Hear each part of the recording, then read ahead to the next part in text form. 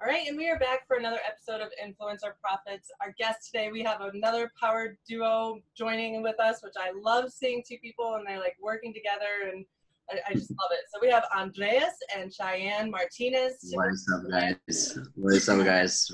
Really excited for you guys to be here. If you don't know who this power couple is, they really help people who are out to make an impact, really have that like renaissance in their purpose, redefining what their purpose is, going out there and being really powerful, amplifying your message, being able to monetize on your purpose and really get to that 100K plus and beyond, 6-7 figures. So really excited to have you here. I know you guys are doing amazing things. So much for having us. Yes.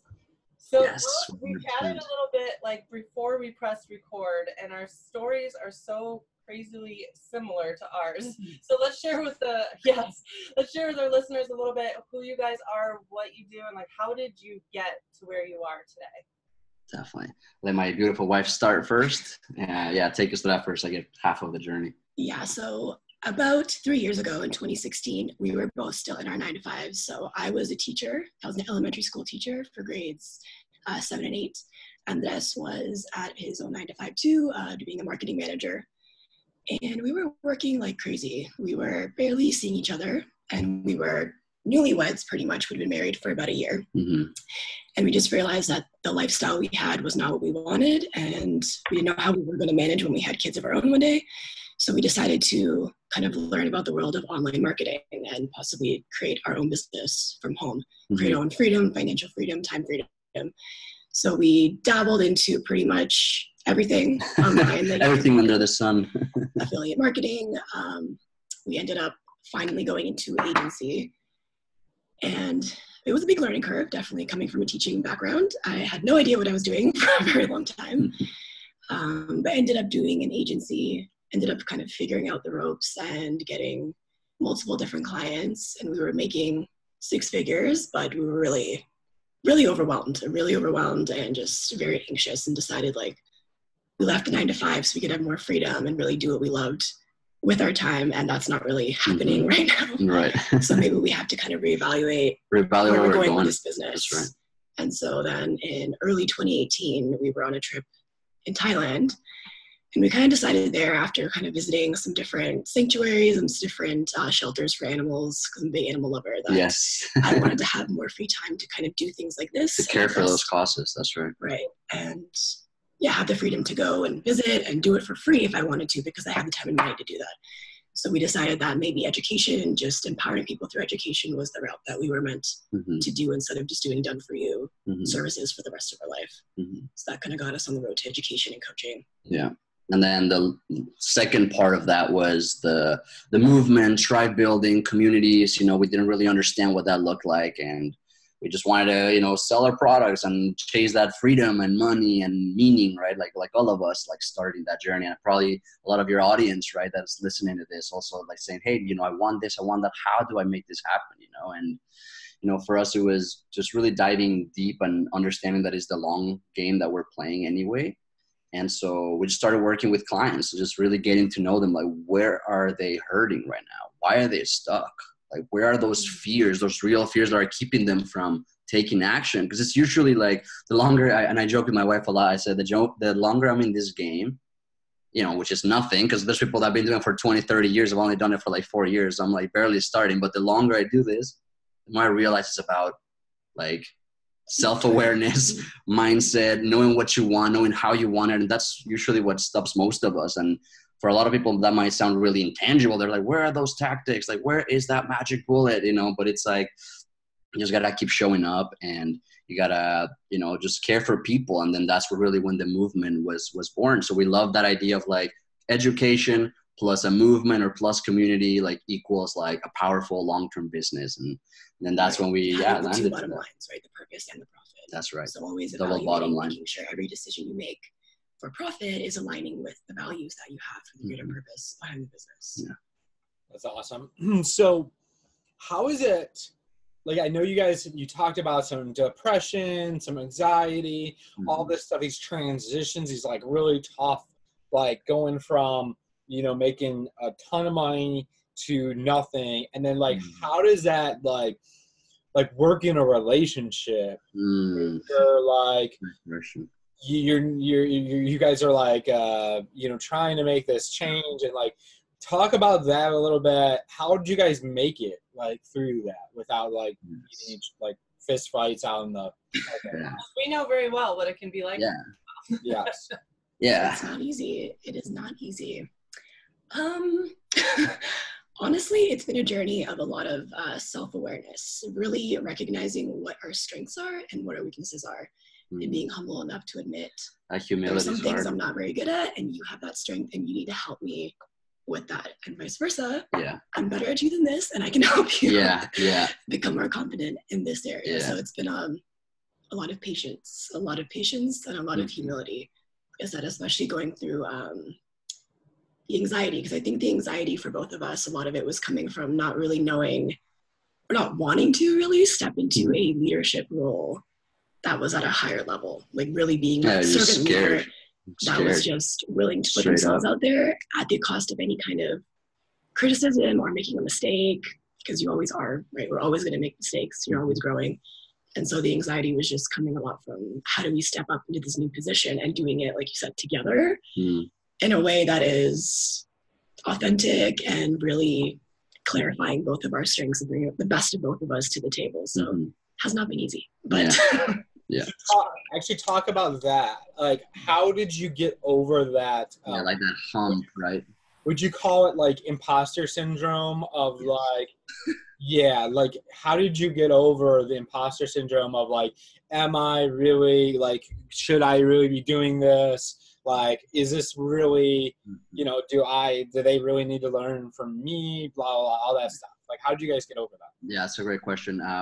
For us, a big portion, or, you know, if not the thing that got us over that, was like really diving deeper into like our like beliefs, like values, like what do we believe about life, about spirituality. We started meditating together, which was something that at first you even feel weird like doing it, right? Like all of us were kind of like, oh, okay, like what, like where, how, right? And so we started getting into this new routine. I did not come from a spiritual background at all. Like he was born into a very traditional family, Christian family, like born and raised. Like my dad's a pastor, like back in Mexico. Well, not anymore. Now he's like doing like leadership training, but that's the background.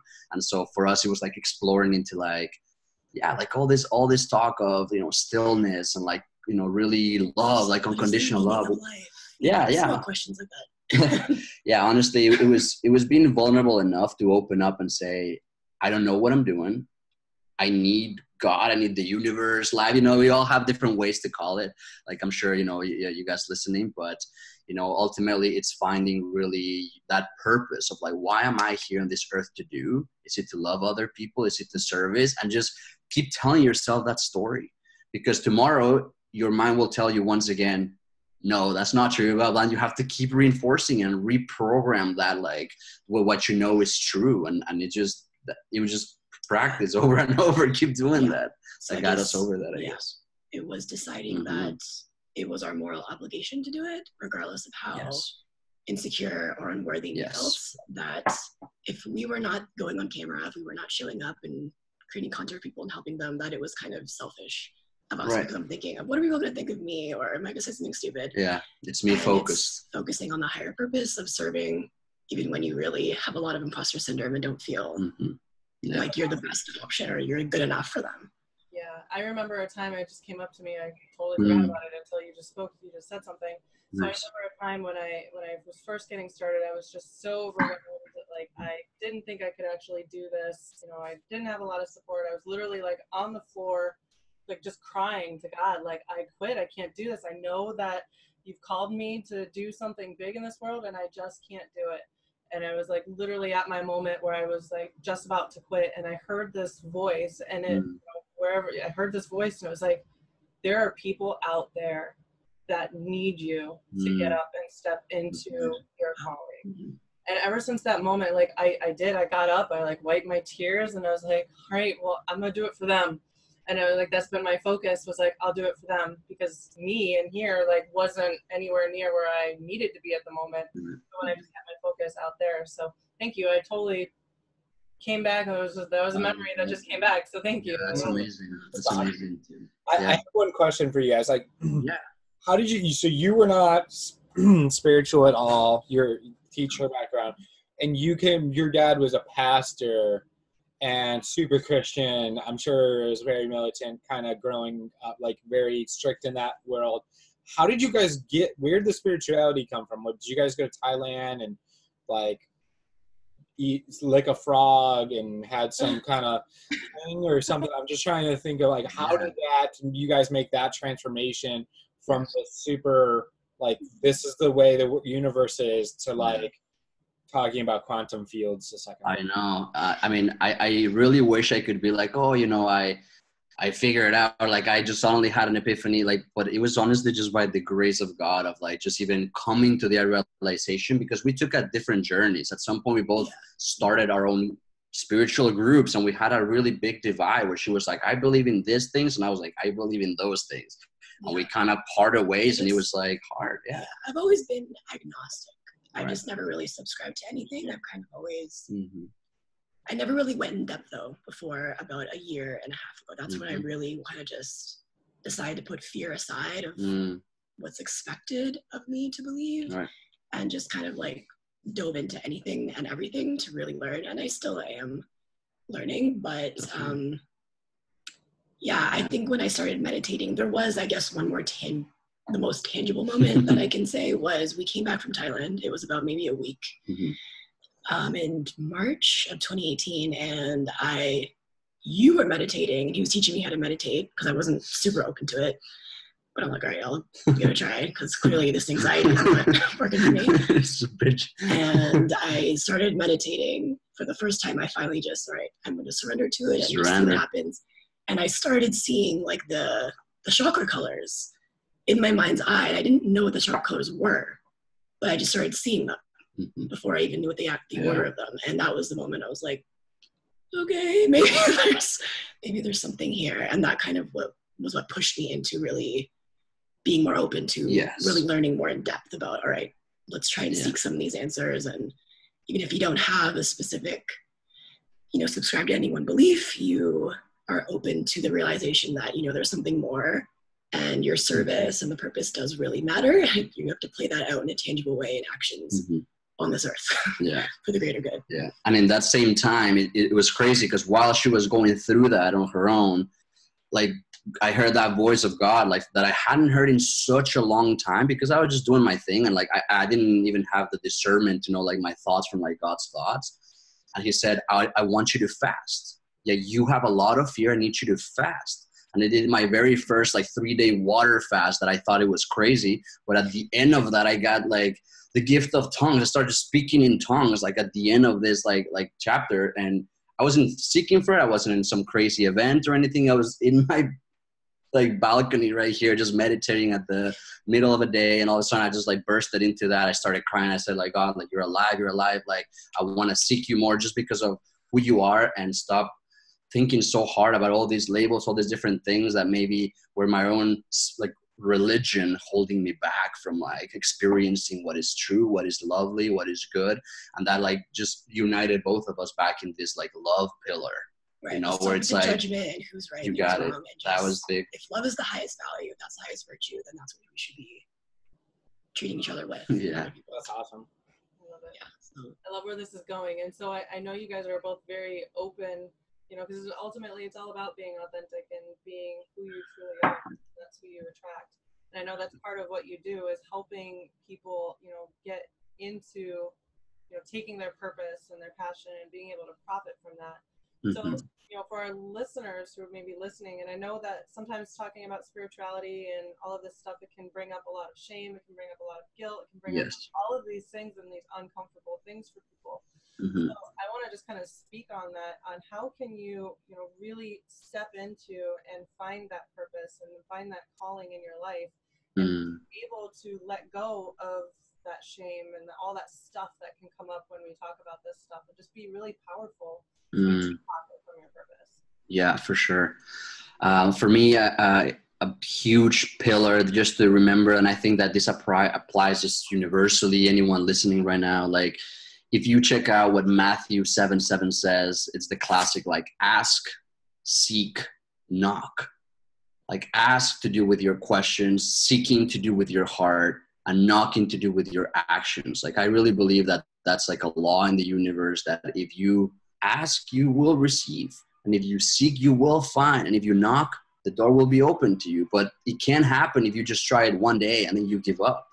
The key is to keep asking, keep like seeking, keep knocking. And so I think that anyone that is a seeker, like at heart and in truth, will find the knowledge of the truth, will find, you know, the real meaning of like all these different things that they might be struggling right now. So it just don't give up. It just don't give up. Like ask, seek, knock.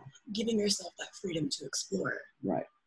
Allowance. And seeing what you first are drawn to may not be what you end up believing in the end, but nonetheless, you need to give yourself that freedom. So is evolving anyway. Shame, to really go and search, to go and read, to go and discover, to go travel, to do all those things.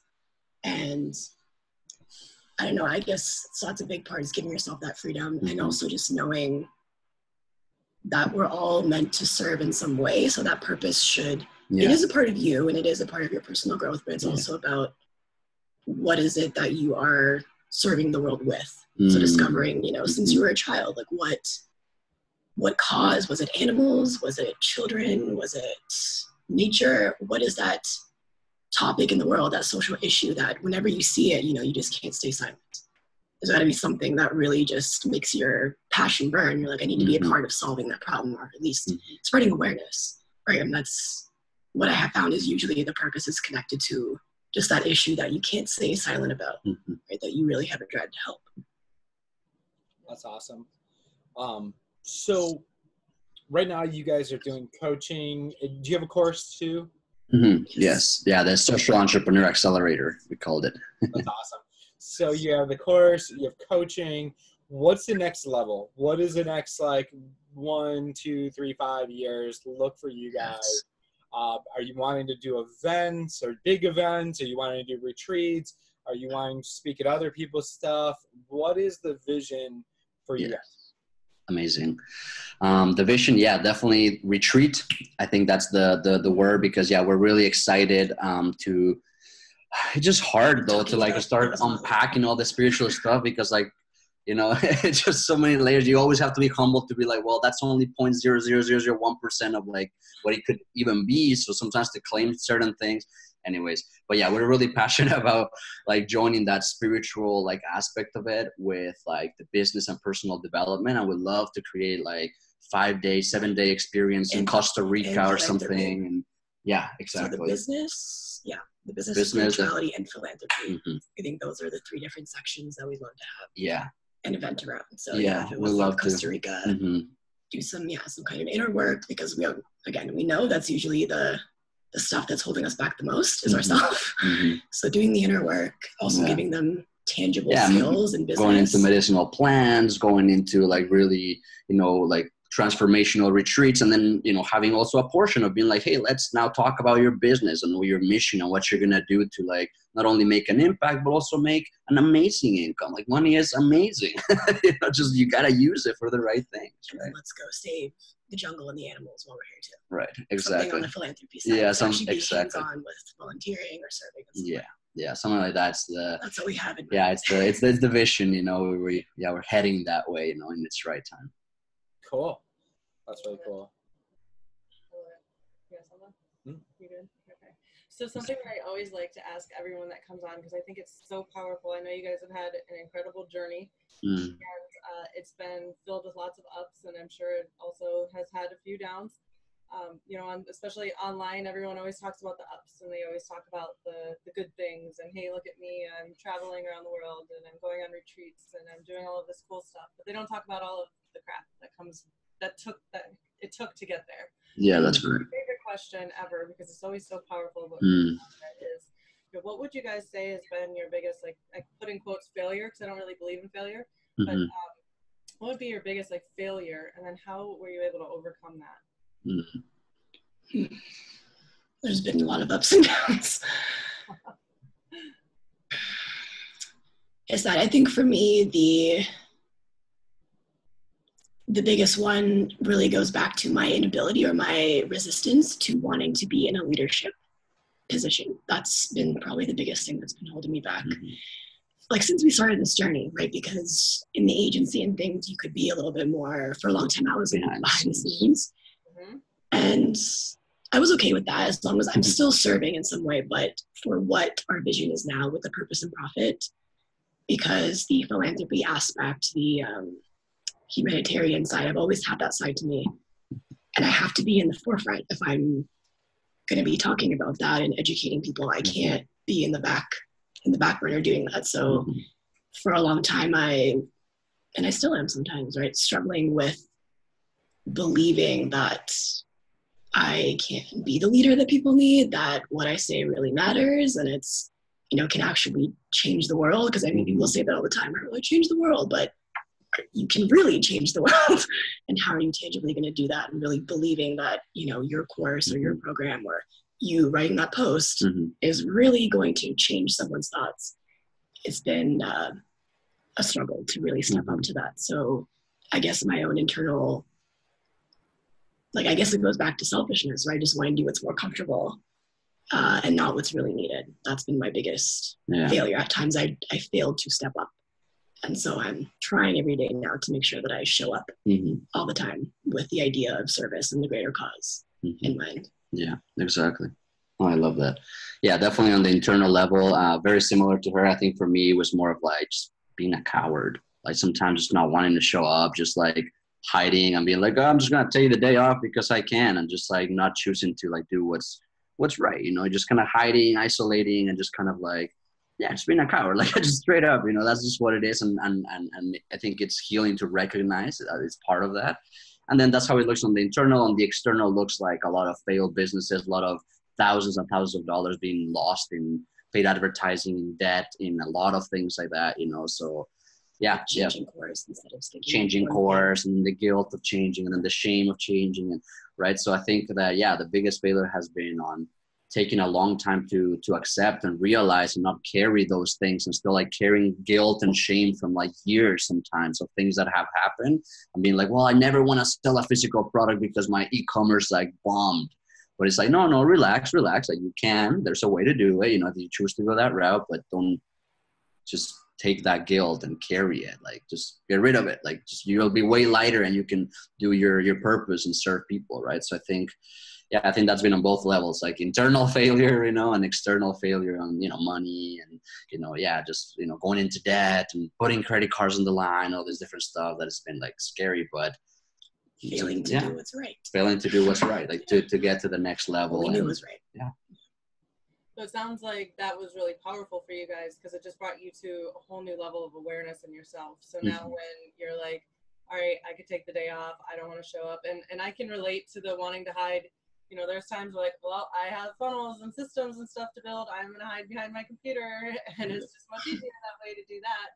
But we're not getting out there. So just like being able to recognize that's what is. Sometimes we want to just like, okay, well, that's not what it is anymore. I'm healed. And then we just push it away and then pushing it away. Your mind kind of just says, oh, yeah, no, it makes an excuse, right? And now you're like, oh, yeah, that makes sense. Those systems, everything's great, but people connect with people. Yeah. So it's you, like it's me. Still reaching out, still hitting the DM, like still getting back to even that random Indian dude that maybe added you that you have no clue about, and just being like, yo, how can I serve you? But it's just stuff. And I'm not just, you know, saying India, like whoever, you know, that just adds you randomly, that finds you, I'm sure like it happens. And just always being like in that state of like humility, just wanting to like serve regardless of like, oh, is this like a high ticket client that I can 25K profit? Like sometimes we can get so caught into the BS of the material world and forget what really is going on in the serving, in the transformation with like heart to heart, soul to soul with people, you know? Yeah. And by doing it and by living that motto, you guys have been able to pull in some, I mean, the numbers have spoken for themselves. And you know, you don't have to, it's like when you put your heart and your focus on serving people, the money comes. Right. You guys have that. So thank you for stepping out of your comfort zone and doing, you know, what you know that you're called to do to be able to serve people on the highest level. It's been impactful for, I'm sure, many more people to come as well. So is there any other word, like last kind of closing words that you want to share with our people about being in their purpose, or just anything that you feel is on your heart to share? Yes, I think just kind of going back to the greater vision that's behind what we're trying to create now with our movement, right? So we're calling it the New Renaissance because we want to share this new idea of conscious capitalism, right? Nothing is wrong with making money, nothing is wrong with capitalism, but it's the way that our society has begun to go about it and the way that humanity has become to accept it, right? That big corporations or people with a lot of money will make decisions that are best for themselves, regardless of how that affects everyone else, right? And so we really want to bring in this idea, this hope that you can unite purpose and profit, and actually it's not only doable, but it's a must, right? You can create a company that is a social enterprise that exists to do good in the world, but that is also profitable, so it's sustainable in the long run, right? It doesn't help one person, doesn't help a village for 5 days. It's going to be a long-term solution to global problems that need solving. So just this hope of, anyone can really be a social entrepreneur if they find what that purpose is they really care about, and we have an obligation to bring in this new level of conscious capitalism to the world. I love it. Yeah. So where can people find out more? They're like, yes, I love it. I want to be a part of this conscious capitalism. I want to be a part of this movement. Where can they connect with you guys? Definitely. They can go to either our names, just andreasandcheyenne.com, or they can go to forpurposeandprofit.com. Perfect. And I'll have the links below in the comments so they can check that out straight from there. Awesome. Yeah, I just appreciate you guys so much. Thank you so much for having us, guys. It was so fun. Thank you so much. Absolutely. And for our listeners, thank you for tuning in to another Thank you, guys. For Profits, and we will see you next time. Awesome.